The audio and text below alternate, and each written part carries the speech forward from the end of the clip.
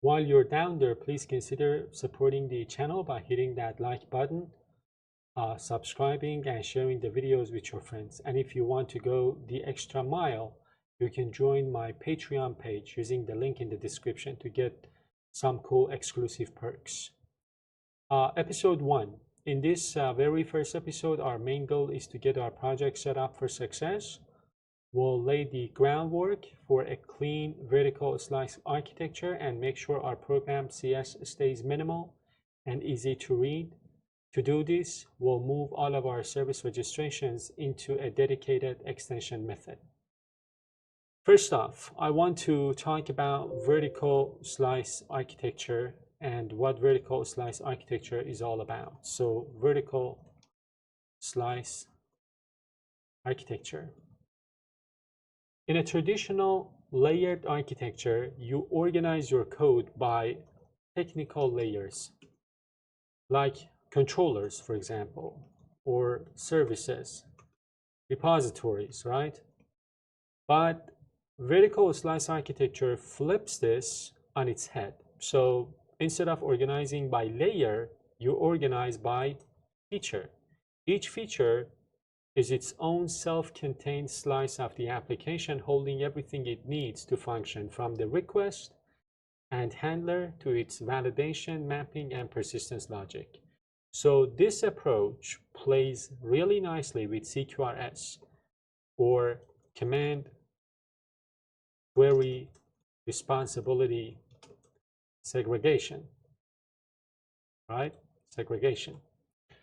So we will use, by the way, CQRS in this playlist. And of course, we know libraries like Mediator, which we will be using, as I said. A great way to, think of vertical slice architecture, again, is to break down your system into different slices. For example, you could have a slice called books, or a feature called books. And then every piece of the different features of this slice will have, their dedicated pieces. So you could have a feature called create book, and everything related to that feature will be available when you navigate to that, folder. So that makes the code easy to explore, easy to manage, and easy to, browse. Now, let's get our hands dirty and set up the project. I have already created a web API project, but of course you can use .NET CLI to create an ASP.NET Core web API project. After you create that, we will, add EF Core for now. For now, we will use the in-memory provider, but in the future episodes, we will change that to SQLite. And that, I think, makes things smoother down the line. Again, as I told you, each episode will have its own dedicated branch, and I have, episode 1 branch here. So that, again, allows me to commit my changes to each branch separately, and that makes it super easy for you to be able to explore the code. So what I want to do now is to open my project in terminal, and then I want to add some, packages, and then we will explore the CS proj file to take a look at, the packages that I have installed. So I am going to install some very specific, versions, and that again helps with consistency. If you want to follow along, try to use these specific, versions.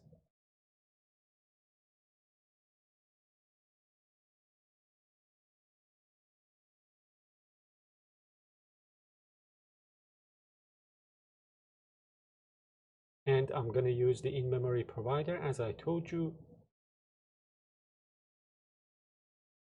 And that's it. Now, if you take a look at the CS proj file, you can see the different packages that I have installed.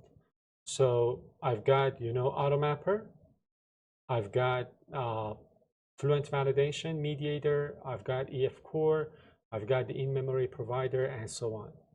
So I have installed these, packages. Right now, our initial project structure is very lean and, uh, aligned with the best practices.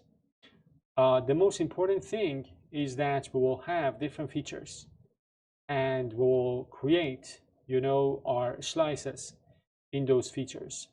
So what I am going to do now is to create one folder called features.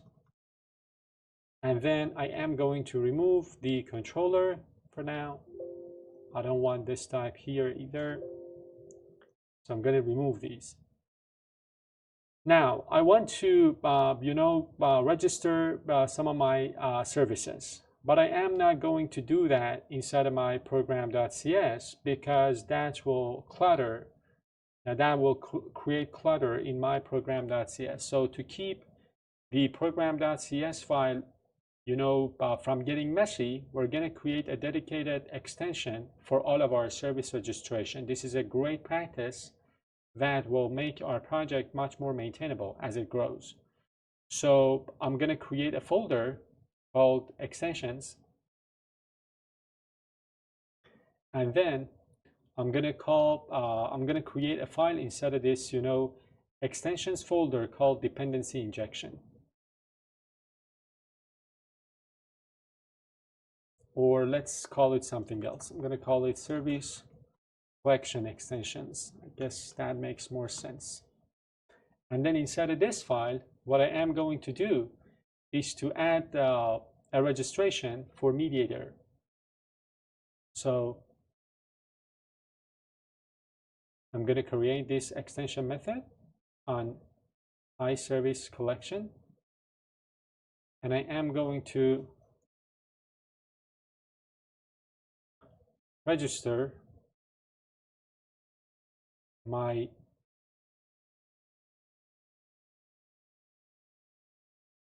service registration. Of course, I need to make this static. And now what I can do is to use this class, by the way, this static class, and of course this extension method will be will act as our central hub for registering services. For now, we're just registering mediator, and of course there is a typo here.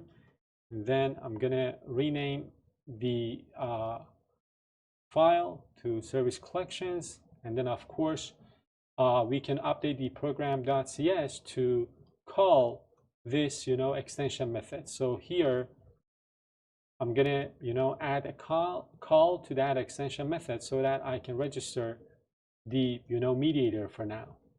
So see how much cleaner that is. Our program.cs has a clear call to add application services, and of course we don't have to worry about cluttering it up with more registrations later on, because we can have separate classes, separate extension methods for the different registrations that we might need. So this is our initial project structure, right? And as I said, this helps keeping the program.cs uncluttered even as our project grows with more features and services. It gives us a central place to add or remove all of our cross-cutting registrations like mediator validators that will cover in future episodes, and of course mappers. So in future episodes, we can add more extension methods, as I told you. Like for example, for registering our DB context, we can have another extension method called add persistence or add caching without ever needing to touch our main program.cs. So what have we achieved in this first episode? We've successfully set up a clean ASP.NET Core Web API project that's ready for vertical slice architecture. We've installed our core packages, and most importantly, we've isolated all of our service registrations in a dedicated extension method, this one, leaving us with a tiny maintainable program.cs. And that's it for this episode. In the next one, we'll start building our first vertical slice. See you there.